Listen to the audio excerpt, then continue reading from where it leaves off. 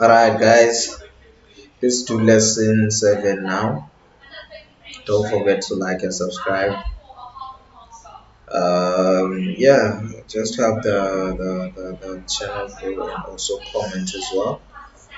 Okay, let's do lesson 7. Let me go to my emails. I keep on taking breaks in between. And to be honest, this thing is tiring. As much as it is fun, it's tiring at the same time. But we'll be doing JavaScript function parameters. In the previous lesson, you learned about functions, and we created a very simple function, which was this one, change text. Now, all we did was from the HTML, we called this function, and this function did some stuff. Now, functions are a lot more powerful than just what we saw previously. You can also send data to functions, and the functions can work on that data and give you some feedback. Now, in this lesson, we're going to create one of those functions that you can actually send some data to.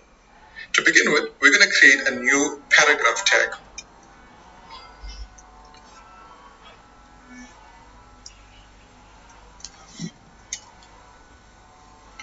And we're going to give it an ID of addition. And we're going to keep it empty for now. Then we're going to create a new function.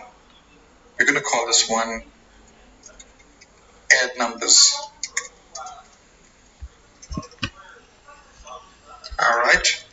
And instead of leaving the brackets empty, now remember I mentioned to you in the previous lesson that these brackets actually serve a purpose.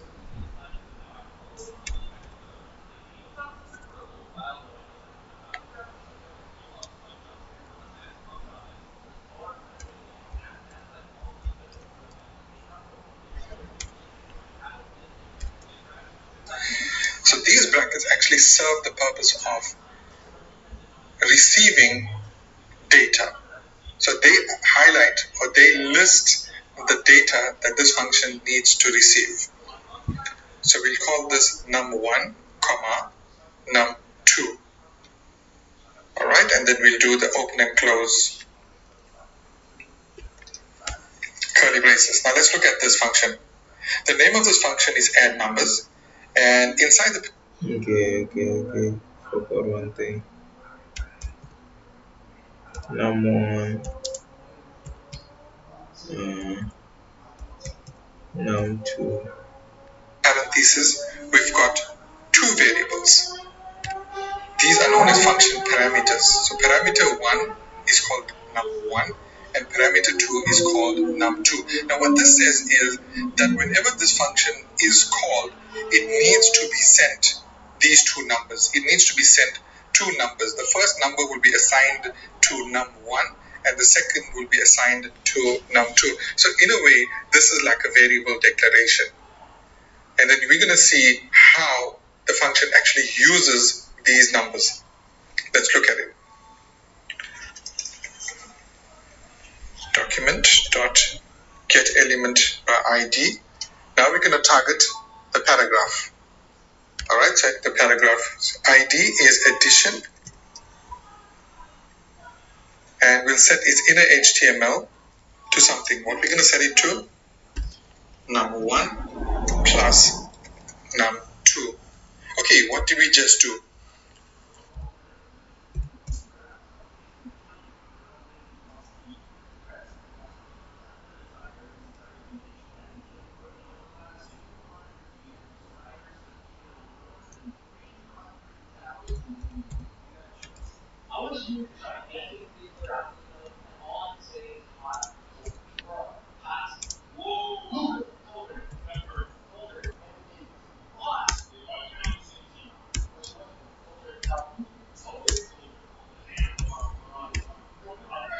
We instructed this function to add these two values, num1 and num2, and to output the sum of these two into the paragraph, simple as that. But then the question is, what exactly are these two values? what's supposed to be received over here? There aren't any actual values.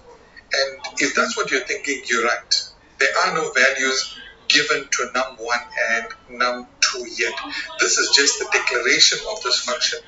The time when these are actually allocated is when we call the function.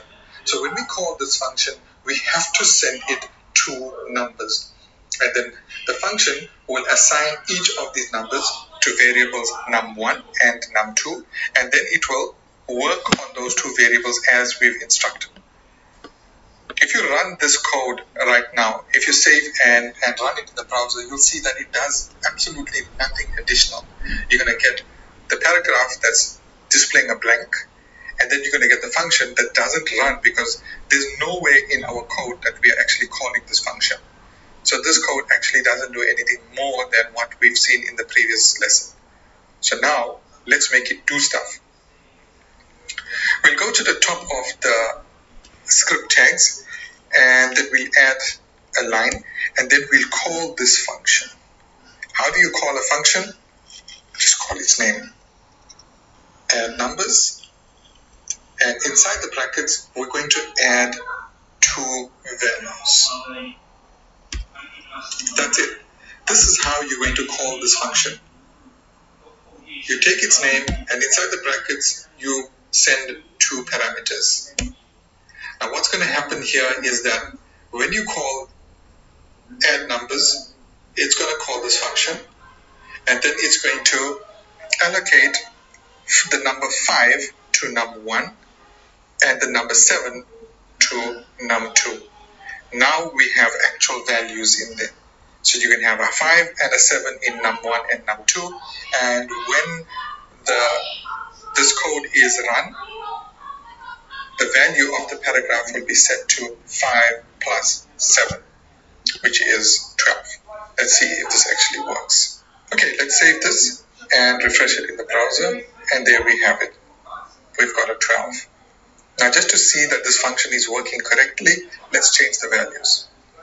Back in our code, change this to a 10, and we're expecting a 17. Refresh, and there we have it. We've got a 17. So what you've seen here is a function that you actually can send data to, and the function works on that data. Now, the data that you send to functions could be numbers, and it could be text also. You could send inside there some text, and the function will work on that text and give you some feedback based on that text. Alright guys, I'll see you in lesson 8. Yeah, I'm on a rush right now. Don't forget to subscribe and like.